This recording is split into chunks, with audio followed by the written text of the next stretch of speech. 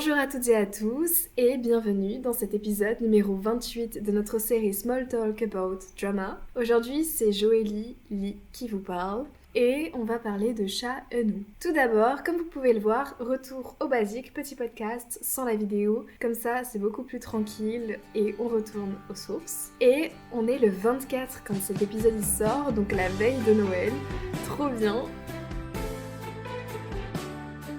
J'avais envie de faire un épisode avec genre des dramas de Noël et ce genre de trucs, mais j'ai pas de stock et j'en ai pas trouvé genre des nouveaux et tout qui font un peu vibe de Noël, etc. Donc je me suis dit pourquoi pas parler d'un acteur et d'un idol de K-pop très connu qui fait partie donc du groupe Astro, qui est donc Cha Eun-woo. Voilà, c'est le personnage principal de très nombreux dramas coréens et il fait partie des premiers dramas que j'ai vus. En gros, je pense que dès le deuxième drama que j'ai regardé, Cha Eun-woo est apparu dedans. Et à partir du moment où il est apparu dedans, j'ai fait que regarder les dramas qu'il a fait parce que j'étais en mode crush sur lui. C'était il y a longtemps, hein, c'était genre en 2020-2021. C'est plus le cas maintenant, je ne suis plus du tout en crush sur lui. Je vous le laisse sans problème. Hein. Je vais donner quelques petites informations sur lui. Donc son vrai prénom c'est Lee Dong-min et pas Cha Eun-woo. Voilà, je savais pas, mais bon, il a pris un nom de scène. Et il est né le 30 mars 1997, c'est-à-dire qu'il a 26 ans en âge international. Parce que vous savez, l'âge coréen, c'est un peu plus compliqué à calculer. Je crois qu'il a 27 ans en âge coréen. Et il a joué dans 5 dramas coréens, en tout. Ce qui n'est pas tant que ça, au final. Et je les ai tous vus, sauf le dernier. Il est encore en train de sortir et j'ai vu que le premier épisode. Je vous dirai le titre à la fin, puisque c'est le dernier drama que je vais aborder aujourd'hui. Vraiment, je vais me concentrer sur les dramas qu'il a fait. Comme ça, vous avez vraiment sa filmographie en entière.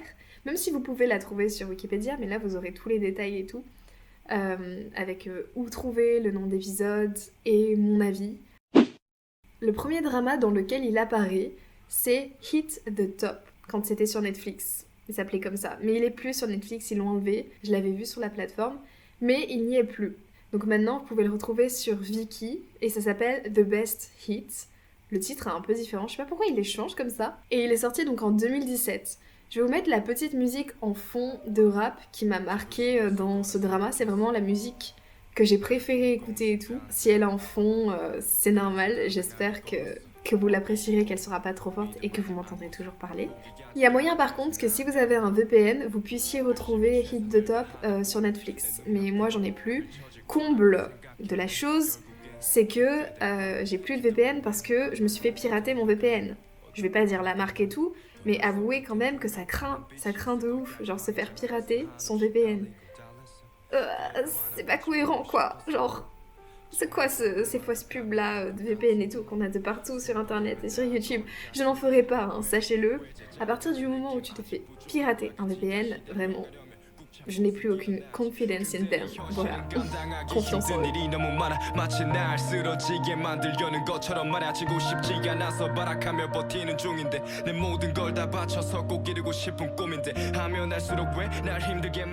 Alors je reprends le sujet de cet épisode, et donc là on était sur le drama Hit the Top. Il est composé de 16 épisodes d'à peu près 1 heure, sauf que sur Viki, non. C'est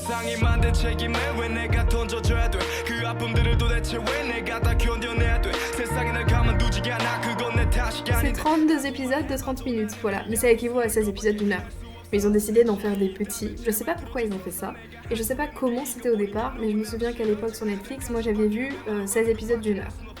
Et donc pour vous raconter rapidement l'histoire, c'est un peu fantastique et je l'avais vraiment bien aimé quand je l'avais regardé. Donc l'histoire, c'est 2 amis d'enfance, une fille et un garçon, qui vont tous les deux passer une sorte de concours de Civil Service Exam. Je savais pas trop comment le traduire bien en français, donc j'ai laissé ça comme ça. Le garçon, en fait, il a envie d'être chanteur et d'écrire des musiques.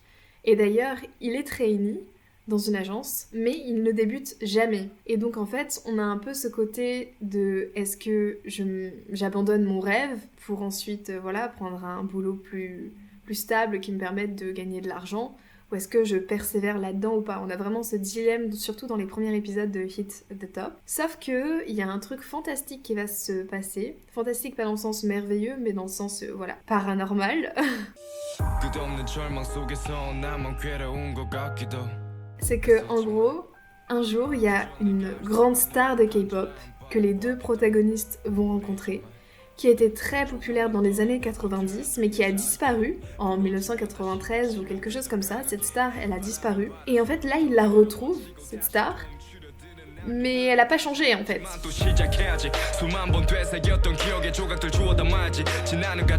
Et la raison, c'est que cette star de K-pop des années 90 a traversé le temps pour atterrir en 2017. Cette star qui a donc un sacré bagage, voilà, qui elle a réussi dans les années 90 à réaliser ses rêves, à être populaire, etc. Le fait d'être en confrontation aussi avec ce garçon qui est trainee, qui n'arrive pas à débuter, on va avoir pas mal de petites disputes. Je l'ai vu il y a très longtemps le drama, mais je me souviens qu'il y avait des petites disputes, des petits conflits entre les deux garçons, parce qu'ils n'étaient pas d'accord sur la vision de la musique, etc. On va aussi avoir un petit triangle amoureux avec l'héroïne qui est au milieu de ces deux garçons, et de l'amitié, beaucoup. Et donc, pour parler un peu de Shainu, puisqu'il ne fait pas partie des rôles principaux de cette série, en gros, c'est vraiment sa première apparition, hein. Donc, il a un petit rôle qui fait qu'il apparaît quand même à quelques épisodes, hein. C'est pas juste un épisode, il va être là dans 2-3 épisodes, avoir quelques scènes, voire plus. Et en gros, lui, il joue le rôle d'une star de K-pop très populaire en 2017. Et une star qui est assez hautaine et qui peut être très détestable vraiment à l'écran. Au début, surtout après ça va. On apprécie peu chez nous, c'est vraiment la star genre relou qui va demander à ce que son café soit fait de telle manière. Vous voyez un peu le style. Donc ça c'est pour le premier drama Hit the Top que je vous conseille si vous aimez un peu les trucs de voyage dans le temps. Minsu a fait un épisode sur les boucles temporelles et voyages dans le temps. Donc vous pouvez même, si vous aimez ce genre de thématique, aller écouter les siens. Comme ça, vous aurez encore plus de séries à voir, à ajouter sur votre liste. Maintenant, je vais vous parler du premier rôle principal de Shainu, qui est donc dans Gangnam Beauty, ou My ID is Gangnam Beauty. Voilà, c'est sorti en 2018. Donc vraiment, il a fait une première apparition en 2017 dans un drama, et en 2018, il assure déjà son premier rôle principal, stylé quand même.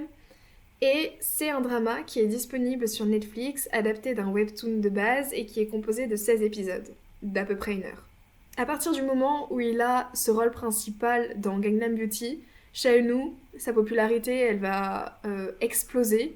Je sais pas s'il était déjà très populaire en 2018, vu que j'étais pas dans l'univers des dramas et de la K-pop à ce moment-là. Mais en tout cas, à partir de 2018, vraiment, il y a un essor de sa popularité. Dès qu'il apparaît dans un drama, c'est pour endosser le rôle principal. Pour raconter rapidement le synopsis, on a une héroïne qui a dû surmonter un terrible passé. Elle a été harcelée à cause de son physique pendant toutes ses années de collège-lycée. Et elle décide, pour son entrée à l'université, d'avoir recours au bistouri, donc à la chirurgie esthétique. Elle a son visage qui est complètement transformé et elle part à l'université comme ça. Elle va rencontrer notre héros, Shainu, qui était avec elle au collège. Lui, il s'en fiche du physique d'une personne et il est uniquement intéressé par la beauté intérieure. Et donc, il va commencer à s'intéresser à l'héroïne, qui, elle, désormais transformée, va être surnommée la Gangnam Beauty, puisqu'elle est très belle, mais les gens se doutent, et c'est un peu sa peur qu'on se doute qu'elle a fait de la chirurgie esthétique pour avoir ce visage. Et notre héros va l'aider petit à petit à prendre confiance en elle. Donc on est vraiment dans un univers vie universitaire, avec voilà, une bande de potes à la fac, avec un amour aussi qui se déroule sur les bancs de l'université. Il va y avoir cette question donc, de confiance en soi, de comment s'accepter, etc. Et donc Shainu, comme acteur principal, il endosse le rôle du mec parfait, mystérieux, inaccessible, qui est intéressé par l'héroïne, mais seulement pour ce qu'elle est à l'intérieur, et il va l'accepter entièrement et l'aider à prendre en assurance. Donc c'est vraiment genre, voilà, c'est un webtoon de base, c'est une histoire bateau avec, voilà, le mec bateau, j'ai envie de dire, mais qu'on aime toujours regarder. Enfin, jusqu'à ce qu'on en ait marre à un moment donné, mais c'est pas encore mon cas et c'est peut-être pas encore votre cas. Mais je sais qu'à un moment, je vais plus en pouvoir de voir ce genre de personnage. Tout le temps, tout le temps, tout le temps dans les dramas et dans les webtoons. Surtout dans les webtoons, vu que j'en lis plein. Je commence à avoir ma dose de mec parfait, voilà quoi. Il y a un autre drama, et c'est le seul drama historique dans lequel Cha Eun-woo joue. Ça s'appelle Rookie Historian Gu Hae-ryung. Je vais les écrire au cas où, parce que lui, il est vraiment très dur comme titre. Je n'arrive pas à comprendre, quand tu choisis un titre de drama, pourquoi tu les fais comme ça, aussi long et aussi compliqué. Genre vraiment juste Rookie Historian, why not? Mais Gu Hae-ryung avec le nom en plus, pourquoi pas juste Gu ou un truc comme ça? Non, non, ce titre est trop long. C'est sorti en 2019, c'est disponible encore sur Netflix, c'est composé de 20 épisodes de à peu près 1 heure, donc c'est plus long, mais en général, les dramas historiques, ils sont plus longs que les dramas voilà, normaux. Enfin, normaux à l'époque du présent. C'est pas toujours le cas, hein, mais c'est vrai que souvent les dramas historiques sont un peu plus longs. Et l'histoire se déroule au début du 19e siècle.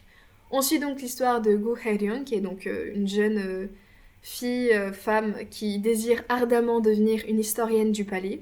Le problème, c'est que comme c'est une femme et pas un homme, à cette époque, eh bien, ce n'est pas possible d'écrire des archives historiques, donc de faire, d'endosser en fait le métier d'historien ou d'historienne. Mais c'est pas grave pour elle. Elle va quand même essayer de réaliser son rêve et de prouver au monde que les femmes et les hommes sont égaux. Donc c'est cool parce qu'on a un peu ce truc de femme forte qui veut voilà prendre sa place parce on refuse de lui donner alors qu'elle a les compétences nécessaires pour l'avoir. Et sur le chemin, elle va rencontrer le prince Yi, qui est donc joué par Cha Eun-woo, qui lui est porteur d'un terrible secret. Je me souviens plus c'est quoi son secret, je l'ai vu il y a trop longtemps ce drama. Et les deux vont se nouer d'affection. C'est quand même un héros, Cha Eun-woo, qui est assez drôle. Vous allez le voir donc en tenue historique. C'est un prince qui est amusant et charmant. Je peux pas trop donner de détails parce que vraiment je l'ai vu il y a longtemps. Mais en tout cas, celle qui joue l'héroïne, je l'ai beaucoup appréciée aussi au début. Je pense que c'était l'une de mes actrices préférées à mes débuts de Dramaland. Mais là, je vois beaucoup moins de ces dramas, donc ça s'est un peu tassé. C'est vraiment le premier drama historique que j'ai vu de ma vie, drama historique coréen. J'en ai un bon souvenir. Il m'a permis justement de continuer à visionner des dramas historiques. S'il avait été nul, peut-être que j'aurais arrêté. On va désormais parler de l'avant-dernier drama de cet épisode, le 4e. Cha Eun-woo, il en a pas fait beaucoup, hein, donc désolée si c'est un peu court. Mais c'est True Beauty, qui est sorti en 2020-2021. On l'a beaucoup mentionné dans nos épisodes, j'en ai parlé dans mon épisode sur les webtoons, il y a d'autres moments, je pense, on a dû mentionner True Beauty. Il est disponible sur Netflix, il est composé de 16 épisodes d'à peu près 1 heure, il est aussi adapté d'un webtoon. Il a fait vraiment parler de lui à ses débuts, notamment avec le triangle amoureux. Hein, vous savez tous, j'ai oublié le nom des personnages, mais bon, vous savez de quel triangle amoureux je parle, la romance principale. On n'était pas tous d'accord sur est-ce que c'est Cha Eun-woo ou l'autre héros, l'autre acteur, qui devraient se mettre avec l'héroïne. Il y a pas mal de camps qui ont été faits. Du coup, je vais pas en parler très longtemps, mais le principe de True Beauty, si vous ne le connaissez pas, c'est une jeune fille qui a des talents incroyables pour se maquiller. Elle les a développés au cours du collège-lycée, parce que justement, elle se faisait elle aussi critiquer sur son physique. Grâce à ses compétences en maquillage, elle va littéralement changer l'apparence de son visage. Et donc, quand elle est démaquillée, ça n'a plus rien à voir et elle a peur que les gens découvrent son visage démaquillé. Et là, Cha Eun-woo, il va endosser à nouveau le même type de rôle que dans Gangnam Beauty. Vraiment, True Beauty et Gangnam Beauty, c'est vraiment le même principe. Hein. Une héroïne qui ne s'accepte pas, qui a recours à quelque chose. Gangnam Beauty, la chirurgie esthétique, True Beauty, le maquillage, pour gagner confiance en elle. Sauf que même avec le maquillage, ça suffit pas, ou la chirurgie, pour s'accepter pleinement. Donc le héros va intervenir pour que l'héroïne prenne confiance en elle. Et c'est vraiment le héros qui s'en fiche du physique, mais qui ne s'intéresse qu'à la personnalité. Le genre de héros très fictif, peu présent dans la vie réelle, même si ça peut arriver. Voilà quoi, c'est vraiment à peu près la même chose. S'il y en a un qui vous a plu, vous pouvez regarder l'autre. Même si j'avoue que l'héroïne de True Beauty, je la trouve un peu mieux que l'héroïne de Gangnam Beauty. J'ai vraiment trouvé la personnalité de l'héroïne de Gangnam Beauty moins intéressante que True Beauty. Mais bon, vous verrez et vous me donnerez votre avis également en commentaire. On va maintenant parler du dernier drama de Chaenou qui est en train de sortir actuellement, qui s'appelle A Good Day to be a Dog. Donc, un très bon jour pour devenir un chien. Donc il est sorti fin 2023, hein, puisque l'épisode quand je vous le sors, c'est fin 2023, 24 décembre. Wouhou. Et j'ai vu que le premier épisode. Je comptais enregistrer ce podcast en ayant visionné les 2 premiers épisodes, mais je pense que dans le premier épisode, j'ai déjà assez d'éléments pour pouvoir vous raconter le synopsis, que du coup, je n'ai pas récupéré sur des sites. J'ai pas précisé, mais les synopsis des 3 premiers dramas que je vous ai présentés, je les ai récupérés sur My Drama List, où c'est en anglais, donc j'ai fait une traduction et j'ai rajouté quelques éléments qui me paraissaient intéressants. Là, pour True Beauty et A Good Day to be a Dog, vu que c'est récent et que je m'en souviens, j'ai pas pris de synopsis sur internet, j'ai expliqué par moi-même. Donc, A Good Day to be a Dog, c'est disponible sur Bilibili, avec les sous-titres en anglais. Vraiment, désolée pour ça, mais si vous voulez le regarder sur une plateforme, ce sera aussi en anglais, je pense. Netflix avec un VPN, parce qu'il est pas sur Netflix France. Et je suis pas sûre s'il y a 14 ou 16 épisodes, parce que quand j'ai regardé, il y avait écrit 14 épisodes, mais ça m'étonnerait qu'un drama s'arrête à 14 épisodes, c'est soit 12, soit 16. Donc je pense que ça va être 16 épisodes, mais bon, je peux avoir tort, mais je pense que ça ira jusqu'à 16 épisodes. Pour parler un peu du synopsis, c'est l'histoire d'une famille maudite. Le principe est simple, c'est que si l'un des membres de cette famille embrasse quelqu'un, la personne se transforme en chien. Heureusement, pendant la journée, ils se retransforment en être humain, afin de tenter de déjouer leur sort. Et ils ont seulement quelques semaines pour embrasser à nouveau la personne lorsqu'ils sont chiens, afin d'annuler leur terrible destin. Et je précise bien, c'est lorsqu'ils sont chiens, ils doivent rembrasser la personne pour redevenir un humain.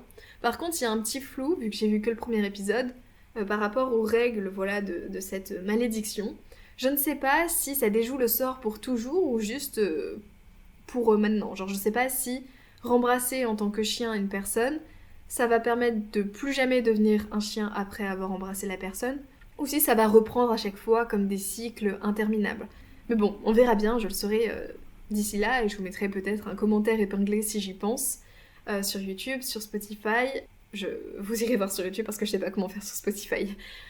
On suit donc l'histoire d'une des membres de cette famille, qui n'a jusque-là embrassé personne à ses 27 ans.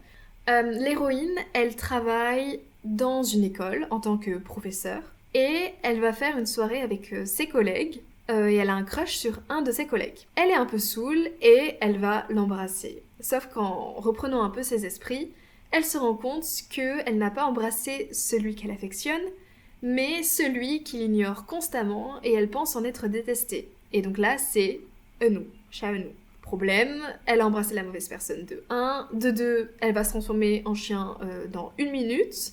Du coup, elle s'échappe, elle s'enfuit, voilà, elle s'enfuit loin, loin, loin. Et toutes les nuits, elle va donc se transformer en chien à partir de ce moment-là. Donc la journée, elle va bosser, et elle essaye de tout faire pour piéger son collègue, donc Eunwoo, et pouvoir réussir à l'embrasser en tant que chien. Donc le soir. Je sais pas si c'est un peu clair.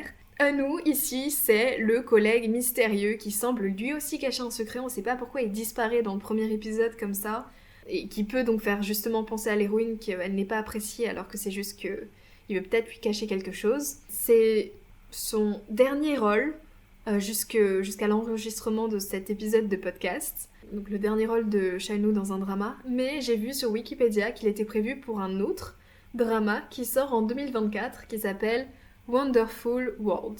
Je sais pas si je vais le regarder, je sais pas sur quelle plateforme il sera disponible, etc.